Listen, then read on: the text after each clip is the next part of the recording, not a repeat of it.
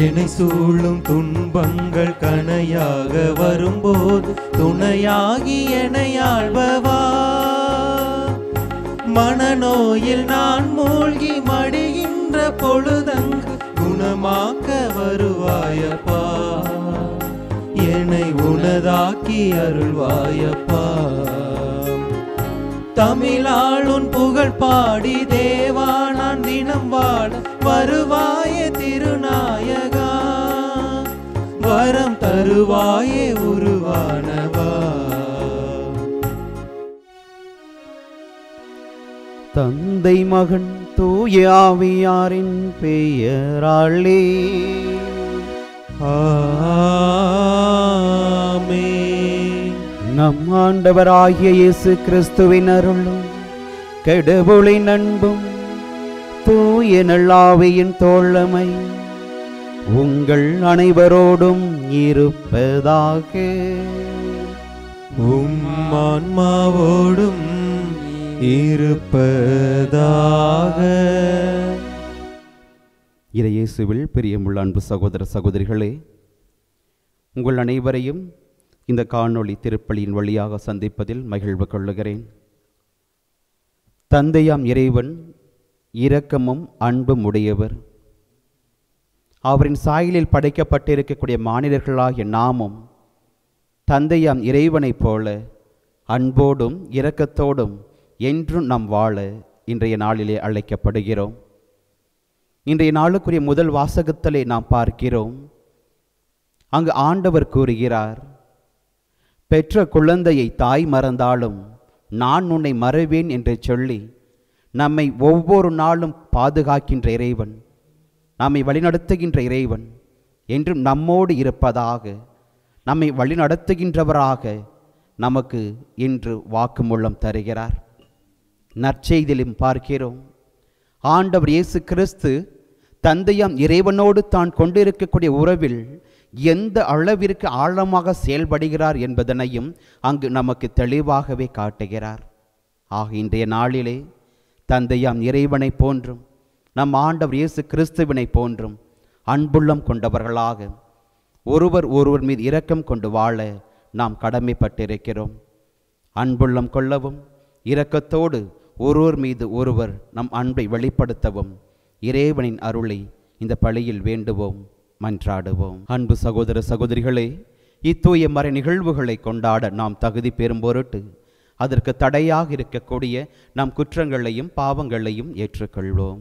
எல்லாம் வல்ல இறைவனிடமும் சகோதர சகோதரிகளே, உங்களிடமும் நான் பாவி என ஏற்றுக்கொள்கிறேன். ஏனெனில் என் சிந்தனையாலும் சொல்லாலும் செயலாலும் கடமைகள் தவறியதாலும் பாவங்கள் பல செய்தேன். என் பாவமே என் பாவமே என் பெரும் பாவமே. ஆகையால் எப்பொழுதும் கன்னியான புனித மரியாவையும் வானக தூதர் புனிதர் அனைவரையும் சகோதர சகோதரிகளை உங்களையும் நம் இறைவனாகிய ஆண்டவரிடம் எனக்காக வேண்டிக் கொள்ள மன்றாடுகிறேன். எல்லாம் வல்ல இறைவன் நம்மீது இரக்கம் வைத்து நாம் பாவங்களை மன்னித்து நம்மை நிலை வாழ்வுக்கு அழைத்து செல்வாராக. ஆமென்.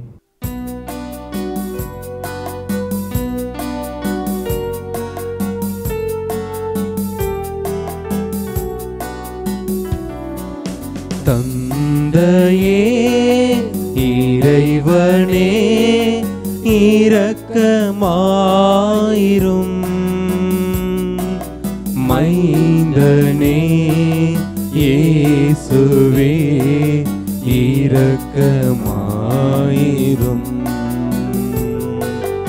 ஆவியே துணைவனே இரக்கமாயிரும்.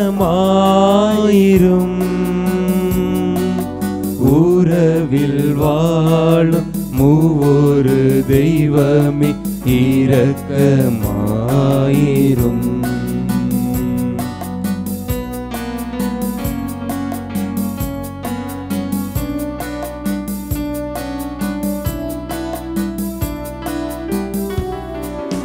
ஊதாரி மைந்தனாய் அழைந்து தீரிந்து உந்தன் அன்பை உதறி சென்றே. ஊதாரி மைந்தனாய் அழைந்து தீரிந்து உந்தன் அன்பை உதறி சென்றே. என் தேவனே என் இறைவனே என்னை மன்னியும், என்னை மன்னியும்.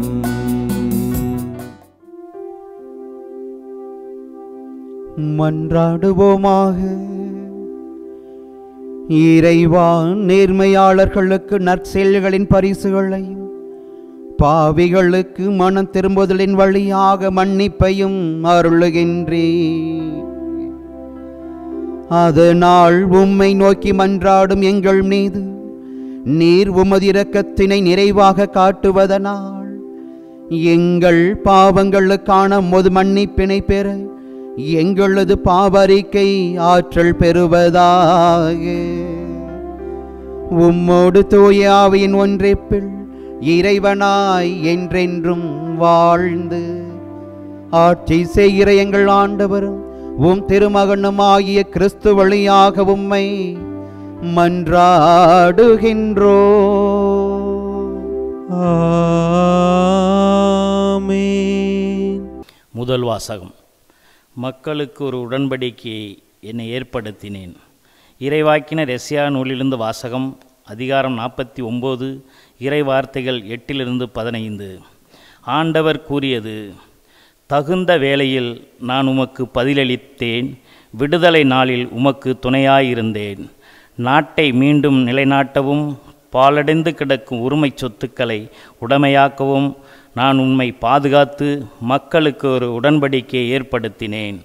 சிறைப்பட்டவரிடம் புறப்படுங்கள் என்றும் இருளில் இருப்பவரிடம் வெளிப்பாடுகள் என்றும் சொல்வீர்கள். பாதையில் அவர்களுக்கு மேய்ச்சல் கிடைக்கும். வறண்ட குன்றுகள் அனைத்திலும் பசும்புல்கள் காண்பார். அவர்கள் பசியுடையோர், தாகமுற்றோர், வெப்பக்காற்றோ வெயிலோ அவர்களை வாட்டுவதில்லை. ஏனெனில் அவர்கள் மேல் கருணை காட்டுபவர் அவர்களை நடத்தி செல்வார். அவர்களை நீரூற்றுடன் அருகே வழிநடத்துகிறார். என் மலைகள் அனைத்தையும் வழியாக அமைப்பேன். என் நெடுஞ்சாலைகள் உயர்த்தப்படும். இதோ இவர்கள் தொலையிலிருந்து வருவார்கள். சிலர் வடக்கிலிருந்தும், சிலர் மேற்கிலிருந்தும், சிலர் சீனியம் நாட்டிலிருந்தும் வருவார்கள். வானங்களோ மகிழ்ந்து பாடுங்கள், மண்ணுலகே கலிகூறுங்கள், மலைகளே ஆட்களித்து ஆட்கரியுங்கள். ஆண்டவர் தம் மக்களுக்கு ஆறுதல் அளிக்கின்றார். சிறுமையுற்றோர் தன் மக்கள் மீது இரக்கம் காட்டியுள்ளார். சீயோனே, ஆண்டவர் என்னை கை நிலைத்து விட்டார், என் தலைவர் என்னை மறந்து விட்டார் என்கின்றார். பால் குடிக்கும் தன் மகளை தாய் மறப்பாளோ? கருத்தாங்கியவன் தன் பிள்ளைகள் மீது இரக்கம் காட்டாதிருப்பாளோ? இவர்கள் மறந்திடும், நான் உன்னை மறக்க மாட்டேன். ஆண்டவரின் அருள்வாட்கு. இறைவனுக்கு நன்றி. நீங்கள் அனைவரும் சொல்ல வேண்டிய பதிலுரை: ஆண்டவர் இரக்கமும் கனிவும் உடையவர். ஆண்டவர் இரக்கமும் கனிவும் உடையவர்.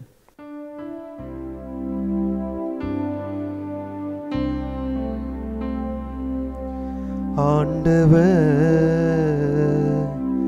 இரக்கமும் கனிவும் உடையவர். ஆண்டவர் இரக்கமும் கனிவும் உடையவர்.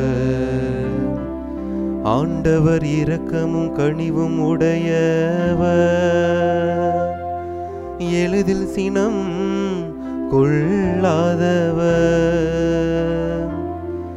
ஆண்டவர் எல்லாருக்கும் நன்மை செய்பவர். தாம் உண்டாக்கிய அனைத்தின் மீதும் இரக்கம் காட்டுபவர். ஆண்டவர் இரக்கமும் கனிவும் உடையவர். ஆண்டவர் தம் வாக்குகள் அனைத்திலும் உண்மையானவர். தம் செயல்கள் அனைத்திலும் தூய்மையானவர். தடுக்கி விழும் யாவரையும் ஆண்டவர் தாங்குகின்றார். தாழ்த்தப்பட்ட யாவரையும் தூக்கி விடுகின்றார். ஆண்டவர் இரக்கமும் கனிவும் உடையவர். ஆண்டவர் தம் செய்யும் அனைத்திலும் நீதி உடையவர். அவர் தம் செயல்கள் யாவும் இரக்கம் கொண்டவர். தம்மை நோக்கி மன்றாடும் யாவருக்கும் ஆண்டவர் அண்மையில் இருக்கின்றார். ஆண்டவர் இரக்கமும் கனிவும் உடையவர். ஆண்டவர் இரக்கமும் கனிவும் உடையவர்.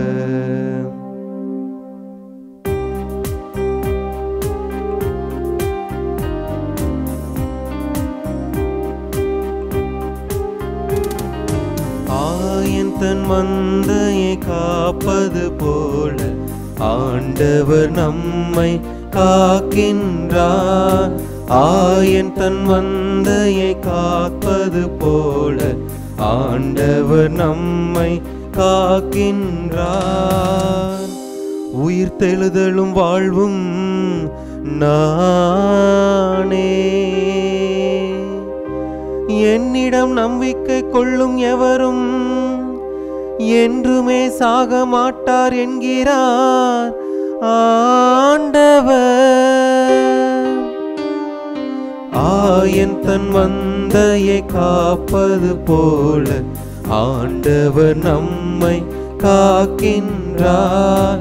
ஆயன் தன் மந்தையை காப்பது போல ஆண்டவர் நம்மை காக்கின்றார்.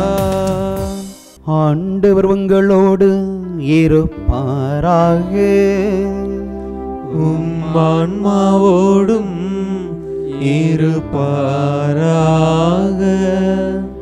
யோவான் எழுதிய தூய நற்செய்தியிலிருந்து வாசகம்.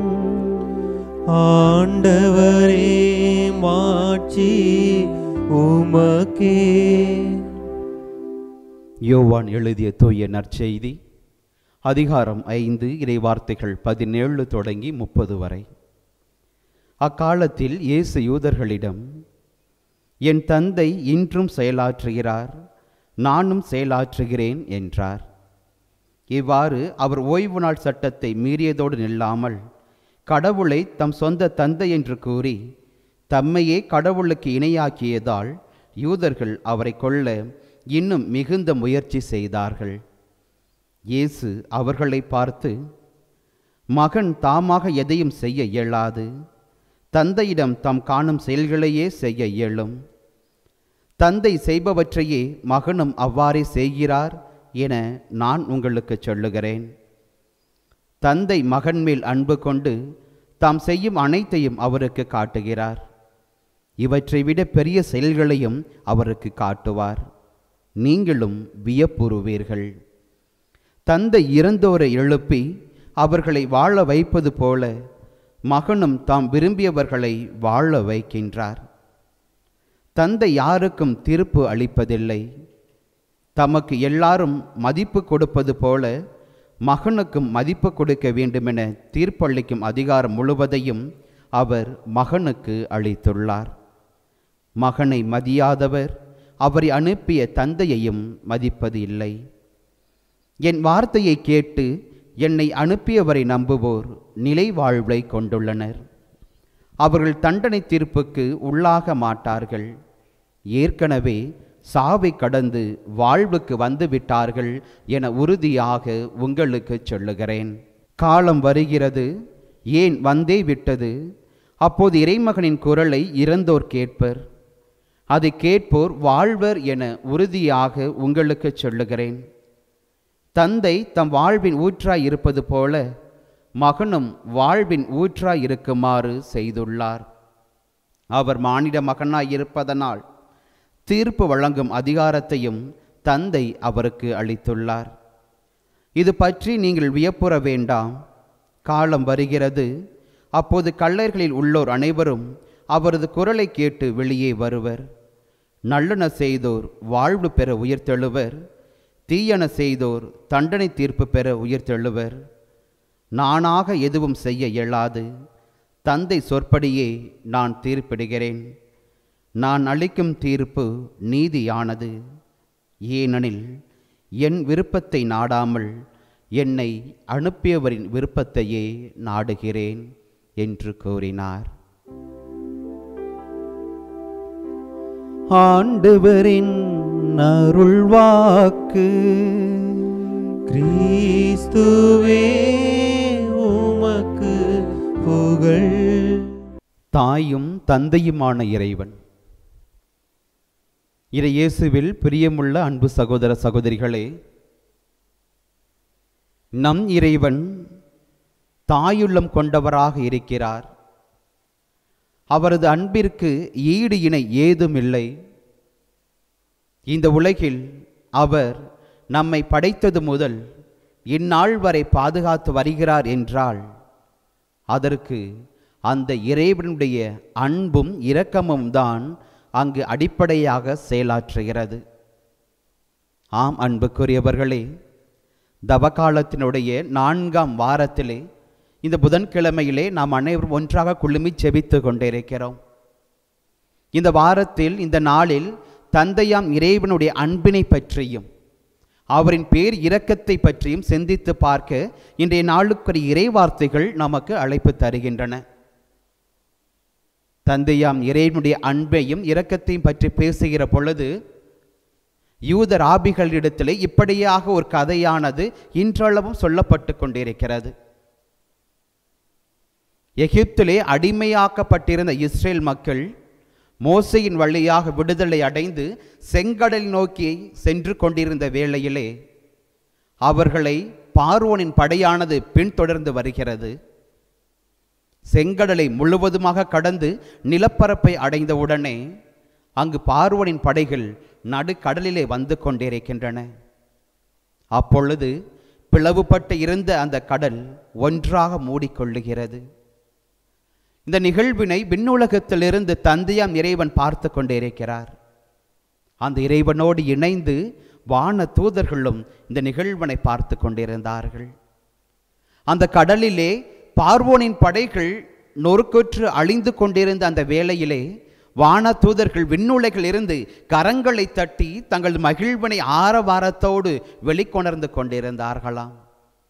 அப்பொழுது தந்தையாம் இறைவன் வான தூதர்களை பார்த்து கூறினாராம், என் அன்புக்குரிய படைப்புகள் அங்கே அழிந்து கொண்டிருக்கின்றன, ஆனால் நீங்களோ இங்கு கைகளை தட்டி ஆர்ப்பரித்து கொண்டிருக்கிறீர்கள், மகிழ்ந்து கொண்டிருக்கிறீர்கள் என்று சொன்னாராம்.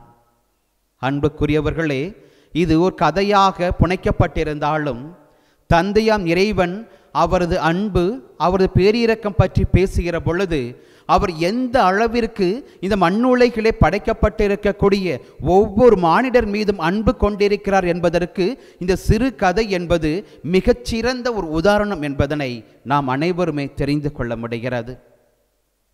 விவிலியத்திலே நாம் பார்த்திருக்கிறோம், கடவுள் இந்த உலகத்தினை தாம் விரும்பியபடி படைத்திருக்கிறார். படைத்தது மட்டுமல்லாமல் படைப்புகளையும் படைத்து அந்த படைப்புகளுக்கெல்லாம் மணிமகுடமாக மனிதரை படைத்து அந்த ஏதன் தோட்டத்திலே வைக்கிறார். ஏதன் தோட்டத்திலே வைத்த இறைவன் அங்கு அவர்களுக்கான வாழ்வினை ஏற்படுத்தி கொடுக்கிறார். எப்படிப்பட்ட ஒரு வாழ்வு! இன்று குடும்பத்தில் இருக்கக்கூடிய தந்தை ஒருவர் தன் குடும்பத்திலே புதியதாக பிறந்திருக்கக்கூடிய ஒரு குழந்தைக்கு எந்த அளவிற்கு ஒவ்வொரு காரியங்களையும் அணு அணுவாக செய்வாரோ அதே போன்றுதான் இங்கு தந்தையாம் இறைவனும் அந்த முதல் பெற்றோருக்கு ஒவ்வொரு காரியங்களையும் அணு அணுவாக சொல்லிக் கொடுக்கிறார். இங்கு இந்த கடவுளின் உள்ளத்தை பார்க்கின்ற பொழுது வெறுமனே இங்கு தந்தையாம் இறைவன் தந்தை உள்ளத்தோடு மட்டும் செயல்பட்டார் என்பதனை நம்மால் உறுதியாக கூறிவிட முடியாது. மாறாக தாயுள்ளத்தோடும் அங்கு இறைவன் அவர்களிடத்திலே செயல்பட்டார் என்பதனைத்தான் அவர்கள் பெற்ற இந்த வாழ்வு முறை இன்றும் கூட நமக்கு சொல்லிக் கொடுத்து கொண்டிருக்கிறது. ஆம் அன்புக்குரியவர்களே, விவிலியம் முழுவதும் நாம் பார்த்திருப்போம், ஜெப கூட்டங்களிலே நாம் ஜெபித்திருப்போம், அல்லது ஒவ்வொரு நேரமும் இறைவனை நோக்கி மன்றாடுகிற பொழுது விண்ணுலகில் இருக்கிற எங்கள் தந்தையே என்று சொல்லி அந்த இறைவனை தந்தையாகத்தான் இன்றளவும் நாம் பார்த்து கொண்டிருக்கிறோம். ஆனால் இன்றைய நாளுக்குரிய இறை வார்த்தைகள் நமக்கு சொல்லி தருவது, நம்மை படைத்து உருவாக்கிய கடவுள் வெறுமனே தந்தை உள்ளத்தோடு மட்டும் இருப்பது அல்ல, மாறாக தாயுள்ளம் கொண்ட ஒரு மனிதராக ஒரு இறைவனாக ஒரு தாய் தன் குழந்தையை எந்த அளவிற்கு பேணி பராமரித்து பாதுகாப்பாளோ அவளை போன்று இன்று இந்த மண்ணுலகில் இருக்கிற ஒவ்வொரு மாந்தரையும் உருவாக்கிய கடவுள் அவர்களையும் பேணி பாதுகாக்கிறார், பராமரிக்கிறார். ஆக அந்த இறைவனை பார்த்து தாய் என்று அழைப்பதில் எந்த ஒரு தவறும் இல்லை என்பதனை நாம் உணர்ந்து கொள்ள வேண்டும். ஆம் அன்புக்குரியவர்களே, இறைவனை தாயாக பார்த்த சமூகம் கூட விவிலியத்தில் பல இடங்களிலே பார்க்கப்பட்டிருக்கிறது. இணைச்சட்ட புத்தகம் அதிகாரம் 32 இறைவார்த்தை 18 நாம் வாசிக்க பார்க்கிறோம். அங்கு கடவுளின் வார்த்தை இப்படியாக சொல்லப்பட்டிருக்கிறது: உன்னை ஈன்ற பாறையை நீ புறக்கணித்தாய் என்று சொல்லி கடவுளின் அன்பை மறந்து சென்ற அந்த இஸ்ரேல் மக்களை பார்த்து கடவுள் இப்படியாக கூறுவதாக அந்த புத்தகத்திலே விவரிக்கப்பட்டிருக்கிறது. அப்படி என்றால் உன்னை ஈன்ற இந்த பாறையை நீ புறக்கணித்தாய் என்று சொல்லுவது ஒரு தாயுள்ளம் கொண்ட இறைவனை அந்த தாய் பெற்றெடுத்த மகன் தனித்து விட்டு செல்லுகின்ற சூழ்நிலையினை இது விவரித்து காட்டுவதாகவும் இங்கு நமக்கு சொல்லப்பட்டிருக்கிறது. ஆம் அன்புக்குரியவர்களே, இதோடு மட்டும் நின்று விடாமல் இன்னும் விவிலியம் முழுவதும் பார்த்தோம் என்றால் பல இடங்களிலே உருவகமாகவும் கூட தந்தையாம் இறைவனை தாயுள்ளம் கொண்டவராகவும் நமக்கு கொடுத்திருக்கிறது. எசேயா இறைவாக்கினரின் புத்தகம் அதிகாரம் 66 இறைவார்த்தை 13 பார்க்கிறோம். அங்கு துன்பங்களின் மத்தியிலும் துயரங்களின் மத்தியிலும் வாசிக்கொண்டிருந்த மக்களை பார்த்து அங்கு இறைவன் கூறுகிறார், ஒரு தாய் தன் குழந்தையை தேற்றுவது போல நான் உங்களை தேற்றுவேன் என்று சொல்லுகிறார்.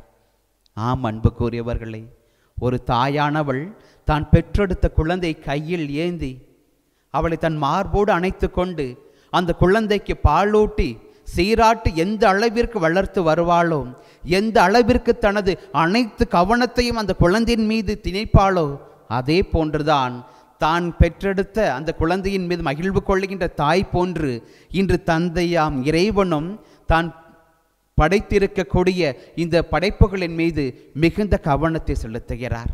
மத்தேயு நற்செய்தி அதிகாரம் 23 இறைவார்த்தை 37 நாம் பார்க்கிறோம்.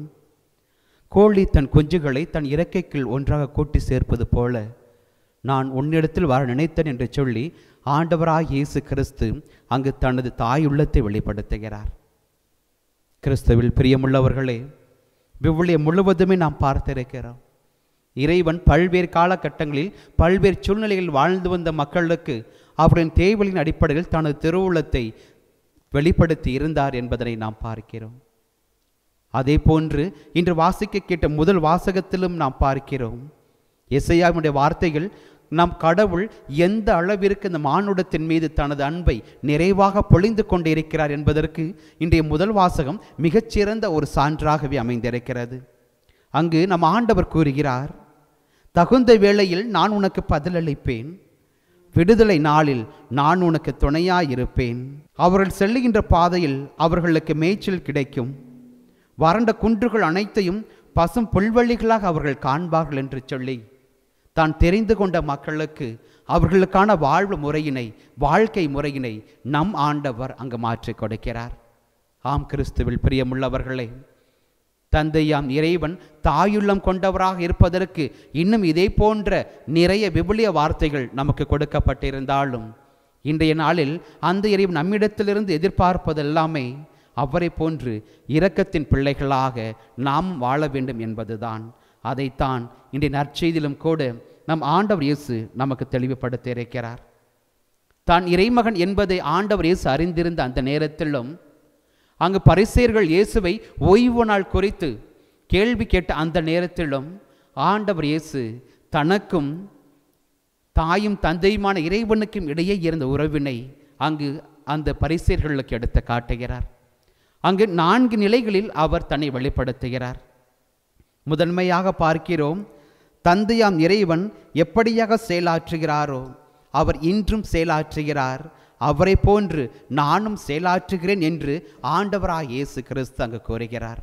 ஆம் அன்புக்குரியவர்களே, பழைய ஏற்பாட்டு நிகழ்வுகளிலே பார்க்கிறோம், இந்த மக்கள் எனது அன்பை புறக்கணித்து சென்றுவிட்ட நேரத்திலும் இறைவன் அவர்களை நோக்கி செல்லுகிறார். தான் தெரிந்து கொண்டவர்களை அவர்களின் பின் அனுப்புகிறார். நீதி தலைவர்கள், அரசர்கள், இறைவாக்கினர்கள் என்று அனைவரையுமே அனுப்பி அவர்கள் மீண்டுமாக தன்னிடத்திலே வர வேண்டும் என்று சொல்லி அவர்களுக்கான வாழ்வின் பாதையை அங்கு கடவுள் ஏற்படுத்தி கொடுக்கிறார்.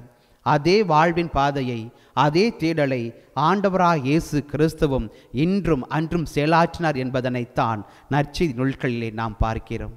இரண்டாவதாக, ஆண்டவர் இயேசு தந்தை செய்பவற்றையே மகனும் செய்கிறார்.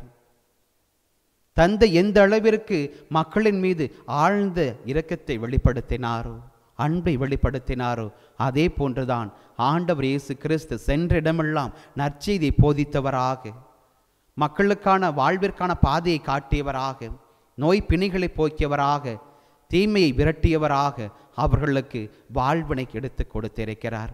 மூன்றாவது, தந்தையாம் இறைவன் வாழ்வின் ஊற்றாய் இருப்பது போல மகனும் மகனின் மீது நம்பிக்கை கொண்டோருக்கும் வாழ்வின் ஊற்றாக அந்த இறைமகன் இருக்கிறார் என்பதனையும் நற்செய்தி நூலிலே பார்க்கிறோம்.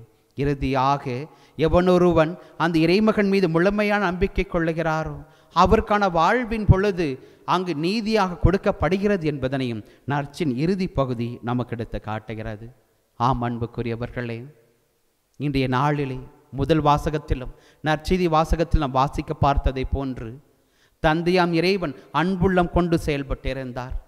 ஆண்டவர் இயேசு அன்புள்ளத்தோடும் இரக்கத்தோடும் பாவிகள் மீதும் ஏழைகள் மீதும் ஓடோடி சென்று அவர்களுக்கான உதவிகளை செய்து கொடுத்தார்.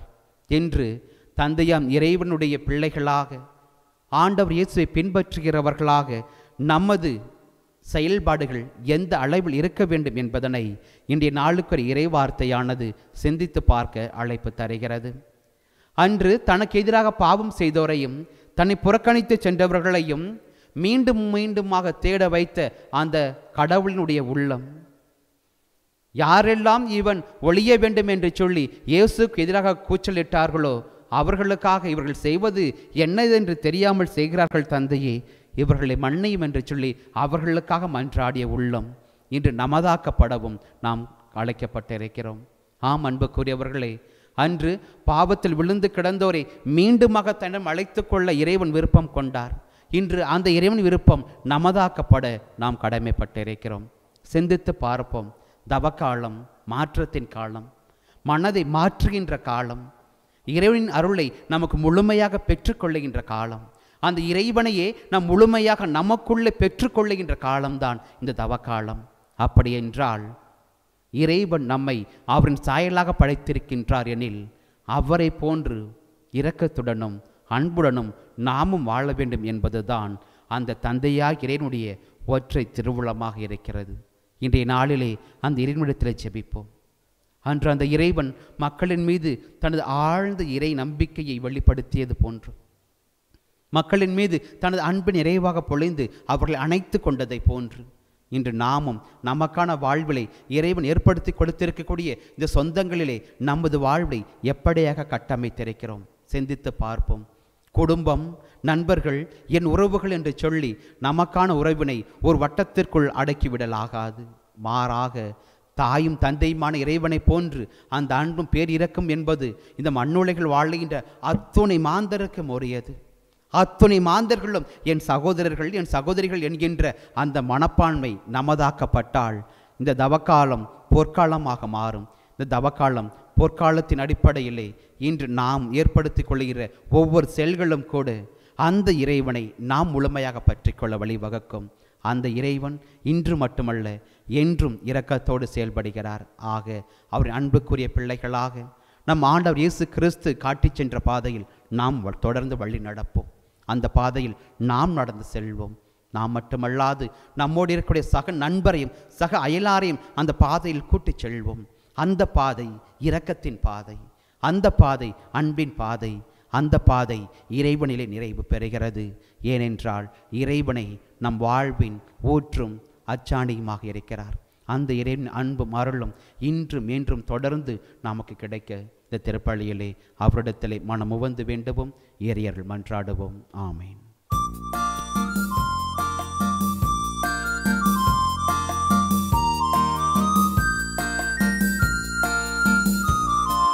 மலர் யாவும் தந்தே திருப்பியாதம் வைத்தே உனக்கது மனமில்லையோ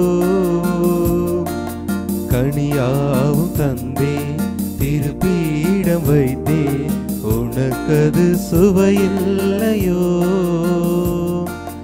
எதை நான் தருவேன் தலைவா நீ விரும்புவதென்னவோ இறைவா எளிய என் இதயம் தந்தே அது ஏற்றதாயிருக்குமோ இறைவா எது வேண்டும் எது வேண்டும் எது வேண்டும் எது வேண்டும் எது வேண்டும் உனக்கு இறைவா எது வேண்டும் உனக்கு இறைவா எது தந்த போதும் உனக்கது ஈடாகுமா உனக்கது ஈடாகுமா எது வேண்டும் எது வேண்டும் எது வேண்டும் எது வேண்டும். அன்புமிக்க சகோதர சகோதரிகளை நாம் அனைவரும் ஒன்றாக இணைந்து ஒப்புக் கொடுக்கின்ற திருப்பலி எல்லாம் உள்ள தந்தையாம் இறைவனுக்கு ஏற்றதாகும்படி மன்றாடுங்கள். ஆண்டவர் தமது பெயரின் புகழ்ச்சிக்காகவும் மாட்சிக்காகவும் நமது நன்மைக்காகவும் புனித திரு அவை அனைத்து நலனுக்காகவும் உமது கையிலிருந்து இப்பலியை ஏற்றுக்கொள்வாராக. ஆண்டவரே, இப்பலியின் ஆற்றலினால் எங்கள் பழைய பாவ நிலையை கனிவுடன் கண்ணோக்கியருள உம்மை நாங்கள் வேண்டுகின்றோம். அதனால் இக்காணிக்கைகளின் வழியாக எங்களில் உமது புத்துணர்வை மீட்பையும் நீர் தந்தருள்வீராக. எங்கள் ஆண்டவராகிய கிறிஸ்து வழியாக உம்மை மன்றாடுகின்றோ. ஆமென். ஆண்டவர் உங்களோடு இருப்பாராக. ஆன்மாவோடும் இருப்பாராக. இதயங்களை மேலே எழுப்புங்கள், ஆண்டவரிடம் எழுப்பியுள்ளோ. நம் இறைவனாகிய ஆண்டவருக்கு நன்றி கூறுவோம். அது தகுதியும் நீதியும் ஆனதே. ஆண்டவரே, தூயவரான தந்தையே, என்றுமுள்ள எல்லாம் வல்ல இறைவா, எந்நாளும் எவ்விடத்திலும் நாங்கள் உமக்கு நன்றி செலுத்துவது மெய்யாகவே தகுதியும் நீதியும் ஆகும். எங்கள் கடமையும் மீட்புக்குரிய செயலுமாகும்.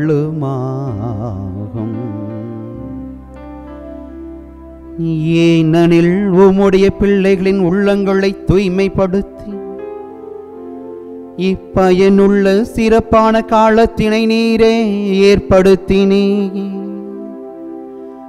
அதனால் நாங்கள் மட்டுமீறிய பற்றுதல்களிலிருந்து விடுதலை பெற்று நிலையற்றவற்றில் எங்கள் மனதை ஈடுபடுத்தாது நிலையானவற்றில் மென்மேலும் மனதை செலுத்துமாறு எங்களை தூண்டுகின்ற காலமும் இதுவே. ஆகவே புனிதர் வானக தூதர் அனைவரோடும் சேர்ந்து நாங்களும் உம்மை புகழ்ந்தேத்தி முடிவின்றி ஆர்ப்பரித்து பாடுவதாவது: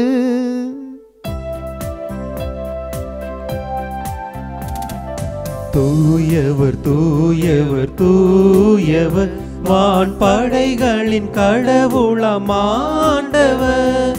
விண்ணகமும் மன்னகமும் உமது மாட்சியால் நிறைந்துள்ளன. உன்னதங்களிலே ஓசானா, உன்னதங்களிலே ஓசானா. ஆண்டவர் பெயரால் வருகிறவர் ஆசி பெற்றவர். உன்னதங்களிலே ஓசானா, உன்னதங்களிலே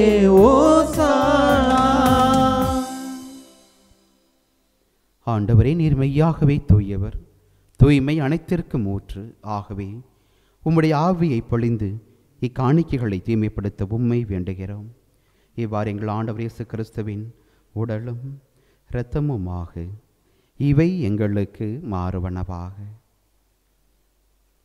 அவர் பாடுபட உளம் கணைந்து தம்மை கையளித்த போது அப்பத்தினை எடுத்து நன்றி செலுத்தி அதை பிட்டு தம் சீடர்களுக்கு கொடுத்து அவர் கூறியதாவது: அனைவரும் இதிலிருந்து பெற்று உண்ணுங்கள், ஏனெனில் இது உங்களுக்காக கையளிக்கப்படும் என் உடல்.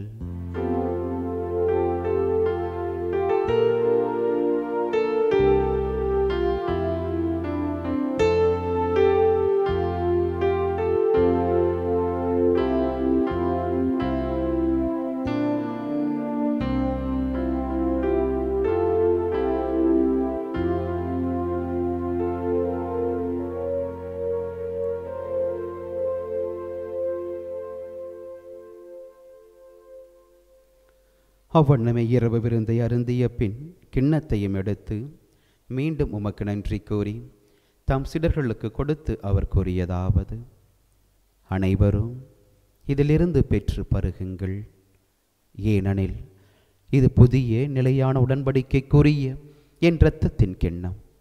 இது பாவ மன்னிப்புக்கென்று உங்களுக்காகவும் பலருக்காகவும் சிந்தப்படும். இதை என் நினைவாகச் செய்யுங்கள்.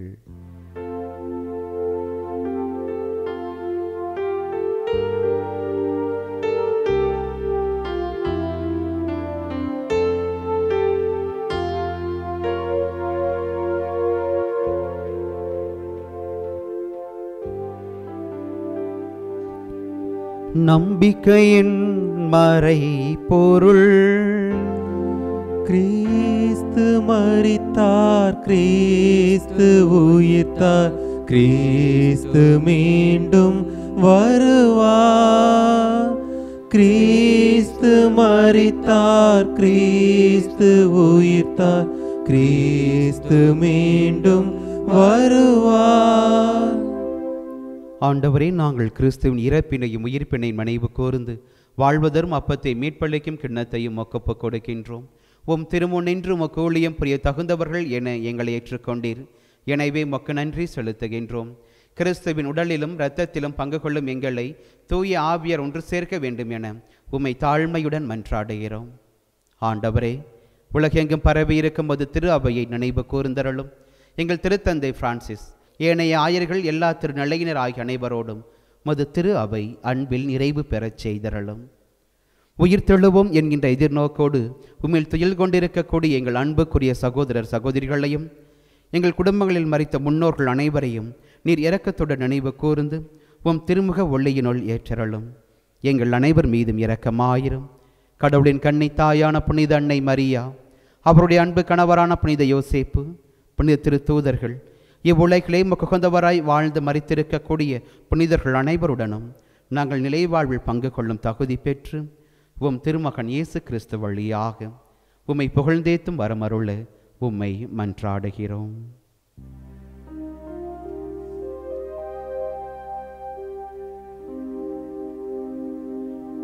இவர் வழியாக இவரோடு இவரில் எல்லாம் வல்ல இறைவனாகிய தந்தையே, தூய ஆவியாரின் ஒன்றிப்பில் எல்லா புகழும் மாட்சியும் என்றென்றும் உமக்கு உரியதே. ஆமென், ஆமென், ஆமென். மீட்பரின் கட்டளையால் கற்பிக்கப்பட்டு இறை படிப்பினையால் பயிற்றுவிக்கப்பட்ட நாம் அனைவரும் இணைந்து பாடுவோம். விண்ணுலகில் இருக்கிற எங்கள் தந்தையே, உமது பெயர் தூயது என போற்ற பெருக. உமது ஆட்சி வருக.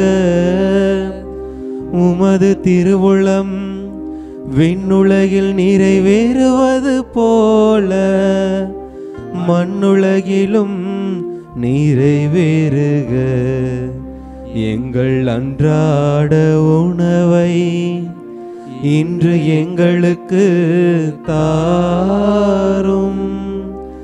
எங்களுக்கு எதிராக குற்றம் செய்வோரை நாங்கள் மன்னிப்பது போல எங்கள் குற்றங்களை மன்னியும்.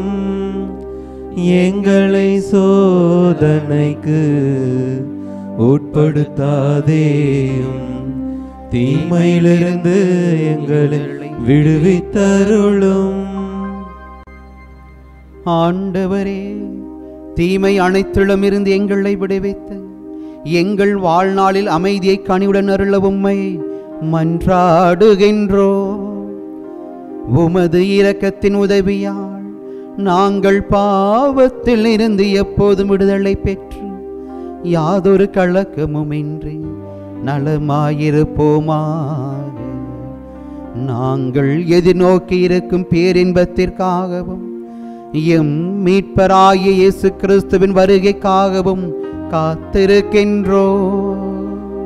ஏனெனில் ஆட்சியும் வல்லமையும் மாட்சியும் என்றென்றும் உமதே. ஆண்டவர் இயேசு கிறிஸ்துவே, அமைதியை உங்களுக்கு விட்டு செல்லுகிறேன். இந்த உலகம் தர முடியாத அமைதியை நான் உங்களுக்கு தருகிறேன் என்றும் திருத்தூதர்களுக்கு மொழிந்தீரேன். எங்களுடைய குற்றங்களையும் குறைகளையும் பாவங்களையும் பாராமல் உமது திரு உளத்திற்கேற்ப இத்திரு அவை நம்பிக்கையை மட்டுமே நிறைவாக கண்ணோக்கி பார்த்து எங்களுக்கு அமைதியையும் ஒற்றுமையையும் வளமான வாழ்வினையும் தந்தருள்வீராக. என்றென்றும் வாழ்ந்து ஆட்சி செய்கின்றவர் நீரே. ஆமென். ஆண்டவருடைய அமைதி உங்கள் அனைவரோடும் இருப்பதாக. உம் ஆன்மாவோடும் இருப்பதாக. ஒருவருக்கு ஒருவர் நம் ஆண்டவர் தருகின்ற அமைதியை பகிர்ந்து கொள்வோம்.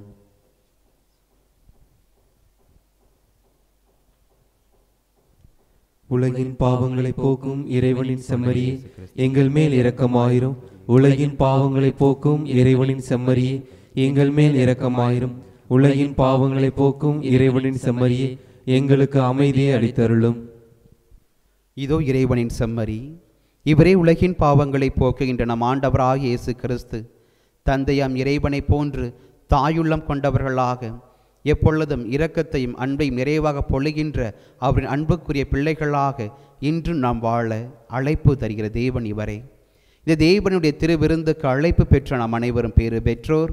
ஆண்டவரே, நீர் என் இல்லத்தில் எழுந்தருள நான் தகுதியற்றவன். ஆனால் ஒரு வார்த்தை மட்டும் சொல்லியருளும், எனது ஆன்மா நலமடையும். கிறிஸ்துவின் திருவுடல் திரு ரத்தம் என்னை பாதுகாத்து. ஆசை திருவிருந்துக்கான மன்றாட்டு. ஆண்டவரே, நீர் என் இல்லத்தில் எழுந்தருள நான் தகுதியற்றவன். ஆனால் ஒரு வார்த்தை மட்டும் சொல்லியருளும் என்று நூற்றுவர் தலைவன் ஜெபித்தது போல நாங்களும் இப்போது உம் திருப்பாதம் பணிந்து வேண்டுகிறோம். இனிய இயேசுவே, நாங்கள் தகுதியற்றவர்களாய் இருந்தாலும் எங்கள் தகுதியின்மையை பாராமல் நீர் எங்கள் உள்ளங்களில் எழுந்து வாரும். உம் அன்பிலும் அருளிலும் நாங்கள் நிலைத்திருக்க எம்முள் எழுந்து வாரும். உம் பிள்ளைகளாக உயிருள்ள உண்மை சாட்சிகளாக உமது நற்செய்தின்படி வாழ்பவர்களாக எங்களை உருமாற்ற வாரும். தந்தையின் திருவுளப்படி வாழ்ந்திட எங்களுக்கு துணை புரிந்திட வாரும். நன்மை செய்வதில் ஆர்வமுள்ளவர்களாய் தீமைகள் அனைத்திலிருந்தும் விடுதலை பெற்றவர்களாய் வாழவும் எங்களை வழிநடத்த வாரும். எல்லா நலன்களும் வளங்களும் எங்களை நிரப்ப வாரும். ஆமேன். ஒரு தாய் தேற்றுவது போல நான் உன்னை தேற்றுவேன் என்று சொன்ன தாயிலும் கொண்ட இறைவனிடத்திலே ஓர் மனம் கொண்டவர்களாக மன்றாடுவோம். பெற்ற தாய் உன்னை கைவிட்டாலும் நான் உன்னை கை நெகிழ்வேன், நான் உன்னை மறவேன் என்று சொன்ன நம் ஆண்டவர் அவரின் அன்புக்குரிய பிள்ளைகளாக ஒவ்வொரு நாளும் நம்மை கரிசனையோடும் பேர் இரக்கத்தோடும் பாதுகாத்து கொண்டே இருக்கிறார். நாம் அவரை போன்று இரக்கம் உடையவர்களாக அன்பினை மட்டுமே கொடுக்கின்ற அன்பின் பிள்ளைகளாக வாழ அந்த இறைவன் திருவுளம் கொள்ளுகிறார். தாயுள்ளம் கொண்ட இறைவனின் பால் அவரின் அன்புக்குரியவர்களாக இந்த திருப்பலியிலே பங்கெடுத்திருக்கக்கூடிய நாமும் அந்த தாயுள்ளம் கொண்ட இறைவனிடத்தில் நம் உள்ளமும் அந்த இறைவன் உள்ளமாக மாற இந்த பாடலின் வழியாக அவரிடத்தில் வேண்டுவோம்.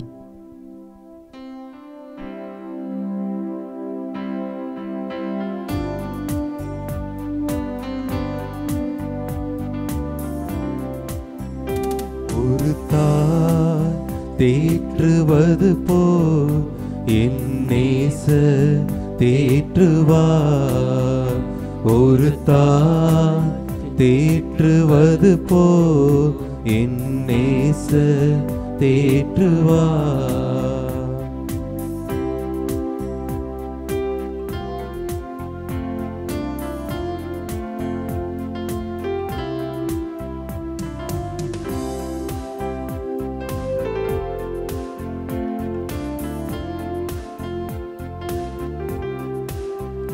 மார்போடு அணைப்பாரே மனக்கவலை தீர்ப்பாரே. மார்போடு அணைப்பாரே மனக்கவலை தீர்ப்பாரே. ஒரு தாய் தேற்றுவது போ என் நேசர் தேற்றுவார். மார்போடு அணைத்துக் கொள்ளும் தேவன் அன்று எகிப்திலே அடிமைத்தனத்திலிருந்த மக்களை தனக்கானவர்களாக மீட்டுக் கொண்ட இறைவன் இன்று இந்த உலக மாயைகளின் வழியாக ஒவ்வொரு பேராசைக்கும் இடம் கொடுத்து பாவத்திலே வீழ்ந்து கிடக்கும் நம்மை பார்த்து கோருகிறார். அவரின் மார்போடு அழைத்து கொள்ள நம்மை அழைக்கின்றார். அன்று ஊதாரி மைந்தனுக்காக இரு கண்களையும் விழித்தவராக உற்று நோக்கியவராக இருந்த தேவன் அவனை கண்டவுடனே அவனை தன் மார்போடு அணைத்து கொண்டார். அணைத்து கொண்ட தேவன் அவனுக்கானவற்றை கொடுத்து வாழ்வை ஏற்படுத்தி கொடுத்தார். என்று அதே வாழ்வு இது நமதாக்கப்பட நம் இறைவன் நம் உள்ளங்களையும் ஆட்சி செய்ய அந்த இறைவன் என்றும் நம்மோடு இருப்பார் என்ற நம்பிக்கையோடு தொடர்ந்து பாடுவோம். கரம் பிடித்து நடத்துவார் கண்மலை மேல் நிறுத்துவார். கரம் பிடித்து நடத்துவார் கண்மலை மேல் நிறுத்துவார். ஒரு தாய் தேற்றுவது போ என் நேசர் தேற்றுவார். கரம் பிடித்து காக்கின்ற தேவன் நான் உன்னை விட்டு விலகுவதும் இல்லை கைவிடுவதில்லை என்று சொல்லி நாம் இடுக்கணுற்ற வேலைகளில் நம்மோடு இருந்து காத்த தேவன் இன்று நம் கரம் பிடிக்கிறார். அவர் நம் கரத்தை பிடிக்க தயாராக இருக்கிறார். ஆனால் நாம் அவர் கரம் பற்றி கொள்ளுகிறோமா என்பதுதான் மிக பெரும் கேள்வியாக இருக்கிறது. என் குடும்பம் என் உறவுகள் நண்பர்கள் என்று சொல்லி எனக்கான வாழ்வினை வட்டத்திற்குள் வைத்துக் கொள்ளாது இறைவனை போன்று இறைவன் தந்த அந்த அன்பனை பெற்றுக் கொண்டவராக இந்த உலகமாந்திர அனைவரும் என் நண்பர் என் சகோதரன் என்று சொல்லி அத்துணை உறவுகளையும் கரம் பிடித்து நடக்கின்றவர்களாக இறைவன் கரத்தை நாம் முழுமையாக பற்றி கொண்டு இந்த பாடலை தொடர்ந்து பாடுவோம். எனக்காக மரித்தாரே என் பாவம் சுமந்தாரே. எனக்காக மரித்தாரே என் பாவம் சுமந்தாரே. ஒரு தாய் தேற்றுவது போ என் நேசர் தேற்றுவார். அதோ அன்று பாவத்தில் விழுந்திருந்த பெண்ணை பார்த்து உங்களில் பாவம் இல்லாதவர் முதல் இந்த பெண்ணின் மீது கல்லறியட்டும் என்று சொன்ன நம் ஆண்டவர் இன்று நம்மை பார்த்து கோருகிறார். உன் பாவத்திலிருந்து எழுந்து வா, மீண்டு வா, உன்னை கரம் பிடித்து நடத்த நான் தயாராக இருக்கிறேன் என்று சொல்லுகிற தேவன் நம்மை பார்த்தும் இன்று கோருகிறார். நாம் பாவத்திலிருந்து மீண்டு வருவதற்கான அழைப்பை தருகிறார். அந்த இறைவன் என்று நம்மை ஏற்றுக்கொள்ளுகின்ற தேவனாக நமக்காக நம் மனமாற நம் உள்ளத்தை திறந்து அவர் என்றும் காத்து கொண்டிருக்கிறார்.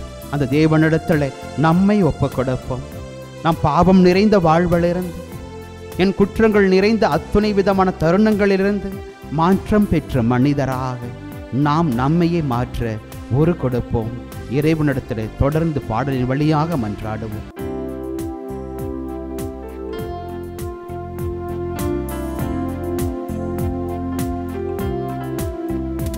ஒரு போதும் கைவிடா, ஒரு நாளும் விலகிடா, ஒரு போதும் கைவிடா, ஒரு நாளும் விலகிடா.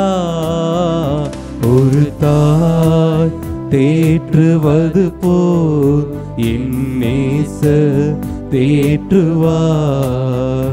ஒரு தாய் தேற்றுவது போல் என் நேசர் தேற்றுவார். நான் உன்னை விட்டு விலகுவதுமில்லை கைவிடுவதுமில்லை என்று சொன்ன தேவன், அவரை நோக்கி நாம் வருகின்ற பொழுது நமக்காக இரு கரங்களையும் விரித்தவர்களாக நம்மை வரவேற்க காத்து கொண்டிருக்கிறார். அந்த இடத்திலே, அந்த தேவனிடத்திலே தேவனின் அன்புக்குரிய பிள்ளைகளாக, அவரின் வாஞ்சைக்குரியவர்களாக நாம் உள்ளங்களை திறந்து அவரிடத்திலே அவரின் இரக்கத்தை தேடி ஓடுவோம். அந்த இறைவன் ஒரு தாய் தன் பிள்ளையை தேற்றுவது போல ஒவ்வொரு நாளும் ஒவ்வொரு நேரமும் நம்மை தேற்றுவார் என்கின்ற ஆழமான விசுவாசத்தோடு நம்மை அவர் கரங்களிலே ஒப்படைப்போம். படைத்தது முதல் இந்நாள் வரை நம்மை காத்து நடத்துகின்ற அந்த தாயுள்ளம் கொண்ட இறைவன் நாம் அழிவுற வேண்டும் என்று அவர் விரும்புவது அல்ல, மாறாக நாம் மனமாற வேண்டும் என்பதே அவர் விருப்பமாக இருக்கிறது. நாம் மாறுவோம், மனதை மாற்றுவோம், இறைவனிடத்தில் நம்மை ஒப்புக்கொடுப்போம். இந்த தவக்காலம் மாற்றத்தின் காலமாக, அருளின் காலமாக, அந்த தேவனையே நமக்கு வழங்குகின்ற காலமாக இருக்கிறது.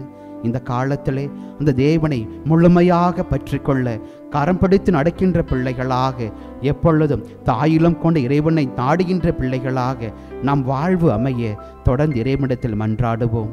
நாம் வேண்டிக் கொண்ட இந்த ஒவ்வொரு மன்றாட்டுகளும் ஜெபங்களுமே இறைவனின் வழியாக நமக்கும், நம்மை நோக்கி நமக்காக ஜெபித்துக் கொண்டிருக்கிற ஒவ்வொரு உறவுகளுக்கும் நிறைவாக முழுமையாக கிடைக்க அந்த இறைவன் நம்மை ஆசீர்வதிக்கட்டும். ஆமென். நன்றி உணர்வுடன் மன்றாடுவோமாக. ஆண்டவரே, விண்ணக கொடைகளை பெற்று கொண்ட நாங்கள் தண்டனை தீர்ப்பு பெற எங்களை நீர் அனுமதிக்காமல் இருக்க உம்மை வேண்டுகின்றோம். அதனால் உம்மீது நம்பிக்கை கொண்ட எங்களுக்கு நம்பிக்கையாளர்க்குரிய உதவியை நீர் என்றும் தந்தருள்வீராக. எங்கள் ஆண்டவராகிய கிறிஸ்து வழியாக உம்மை மன்றாடுகின்றோம்.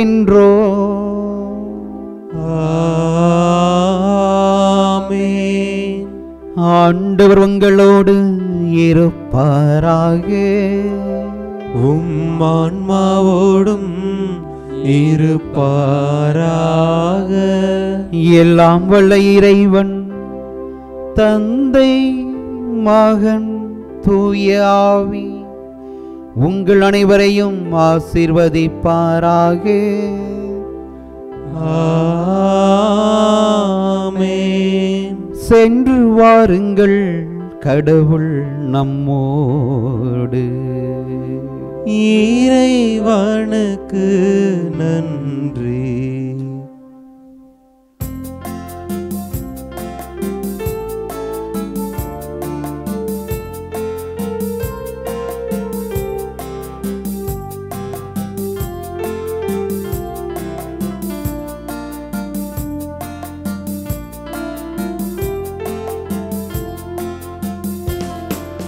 சதா சகாயமாதா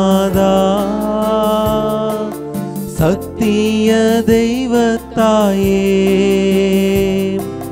நின் மக்கள் எங்களுக்கா மன்றாட வேண்டும் அம்மா.